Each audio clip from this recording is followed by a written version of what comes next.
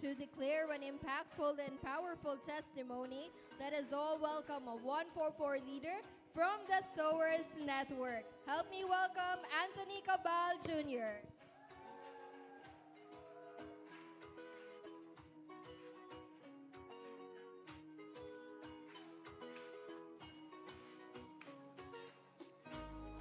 Hello. What a blessed morning, GCM family. Ano? Ako di ay si Anthony Cabal, no?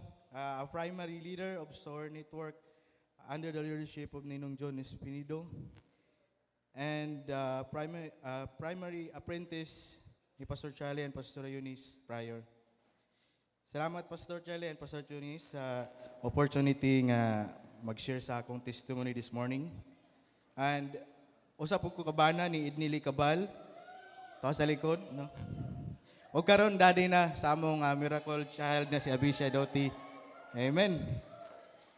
My story sa wala pa ko ni Lord, usa ko ka bisyuso nga pagkatao o walay tumong ang direksyon sa kinabuhi. Kay lagi nagtuo nga perfect ka nga pagkatao o feeling kabalo ang tanan. Mo nang dili ko ganahan magpa disiplina o magpa correct sa akong ginikanan. Kay lagi feeling nimo okay na ang tanan. Then one day sa among balay, sa pagmata nako pagabuntag, nakita nako akong manghod. He was reading a Bible. Then I asked him, "Bro, unsa gibasa nimo?" Then my brother answered my question. Ana siya, Bible ni Noy, which is devotional siya. Then I asked him again, "Be, sige daw kung nakasabot ka sa imong gibasa, tagay ko sa ka verse." Then he said to me in Isaiah 41 verse 10, "So do not be fear, for I am with you. Do not be dismayed, for I am your God. I will strengthen you and help you. I will uphold you in my righteous right hand." Then pag human niya og basa ni talikod ko og ningon ko sa akong gulingon, naday say nasabtan. Then niya ko ni Lord, as I realize sa iyang gibasa nga verse, nga ana jud ka kamayo sa akong kinabuhi, Lord. Bisan unsa no kabadlungon nga pagkatao, you're always waiting to me to come back in His presence, to trusting you and hoping that I will come back again. Then after a few weeks, nag-text si Inin sa ako. She told me nga gi-invite ko ni Kuya Jubin karong Sunday. Then gugunahan ka mo uban if nakag time manimbata sa ilang church. Then I replied, "Okay, manimbata kay dugay na ko wala kasimba." Mao to nakasimba mi dito sa Rosario on January 2015. And then I received Jesus Christ as my personal Savior until naka-encounter mi duha sa akong wife on April 2015. Pero uya pa mi ato nga time. We continue serving the Lord because we both committed unto Him. Hantod sa niabot ang time nga nag-start na ko apprenticeship sa akong profession for 1 year. Then nagkalagyo mi. Ako milarga sa Cebu. Then na si Mrs. nagpabilin rin sa Butuan. We both thankful to God. Bisag nagkalagyo ming duha, God have a big purpose sa among life. Ako sa Cebu, gikuni ko ni Pastor Charlie, kay Pastor MJ Pajardo dito sa Lifeline of Church. No? In Psalms 100 verse 2 to 3, worship the Lord with gladness, come before Him with joyful songs. Know that the Lord is God, it is He who made us, and we are His people and the sheep of the pasture. And then I become one of primary leader ni Pastor MJ Pajardo. No? I have also a disciple dito. Praise God kayo. After a year of serving the Lord sa Cebu, I received a call from the international company na na-hire na daw ko.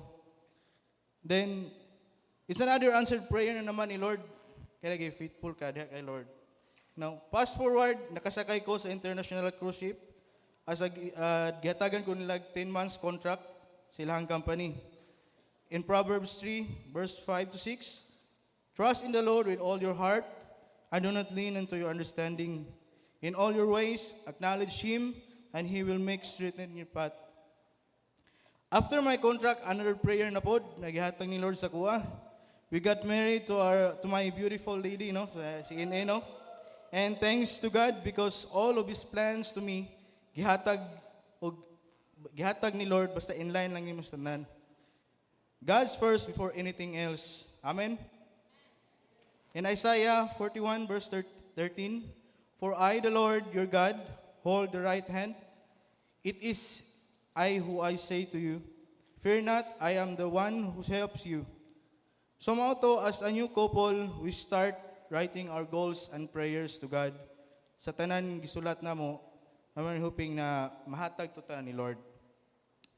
In Jeremiah 29:11, for I know the plans I have for you, declares the Lord, plans to prosper you, not to harm you, plans to give you hope and a future. And then God give us a car. Muna karon kanang Vios, kanang red. Then a house and lot ng nasa prime world. But dili matawag ang panimalay kung wala kay anak. Para sa amoa.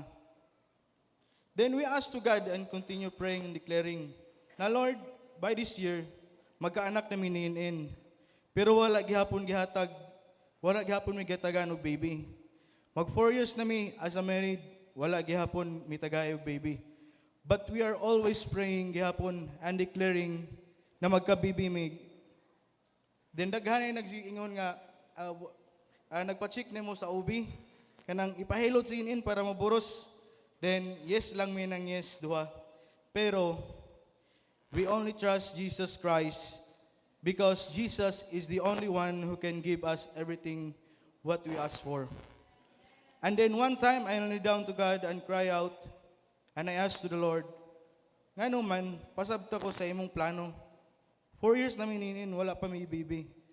Then God answered my prayer. In Philippians chapter 2 verse 2 to 5, then make my joy complete by being like-minded, being a same love, being one spirit and one mind. Do nothing out of selfish ambition, vain conceit, rather than a humility, value others above yourself, not looking for your own interest, but each of you of the interests of the others. In your relationship with the others, have the same mindset of Jesus Christ. When Jesus answered my question, I cried out again. Gibutang na ko ang kamot sa tiyan niinin, and I praised starting, saying, thank you, Lord, for what you have done in my life. Every time we sleep at night, I always put my hands tiyan niinin, and always declaring, thank you, Lord, for the healthy baby. Months passed, we celebrate our first ever wedding anniversary nga nako sa Pilipinas. We traveled at that moment, spent 3 months of vacation. Kay after 3 months, 3 months naman akong bakasyon, so mo to, fast forward, nibalik na ko sakay sa barko. And then, after that, early morning, I received a call from NN in the messenger. Then, ana siya, congratulations, kay daddy na daw ka. No? Grabe yung answered prayer na ni Lord. Then, I cried to God sa kalipay kay nagbunga na jud among prayer. Og dali ra kayo na human akong kontrata atong na time for 8 months, no? Now, I say to God, Lord, this is your plan. Thank you for everything. In my next contract, I will be transferring an upholstery also in a furniture department. No, this is answered prayer also, which is a higher salary grade than the previous position. So nahimong sayon, og dali akong previous kontrata, pinaagi sa tabang sa gaida ni Lord, and prayer sa atong pastor, no, sa atong Pastor Charlie and Pastor Eunice. Thank you kayo sa inyong life. Then December 2025 was our roller coaster month, no? Na-invite pod namo for the first time among mga in-laws and families kadto ng Healing Sunday. Nahimong exciting, cool ba, pero among prayer sa akong wife for a safe delivery of our firstborn child. Tuod man gitubag ni Lord ang tanan nga pag-ampo for a safety and provision as well. Grabe among pasalamat sa Ginoo bisan pa man nabilin si Abisha for 1 week dito sa Nico. Some treatment na gibuhat sa iya ha. Then, but God performed His miracle once again. Instead, grabe kagool, may labi na sa bills. Pero we as new parents, Grabe yung pagtuo sa Ginoo. We build our hearts to as a process and endure the journey of trusting and obeying on Him on His word.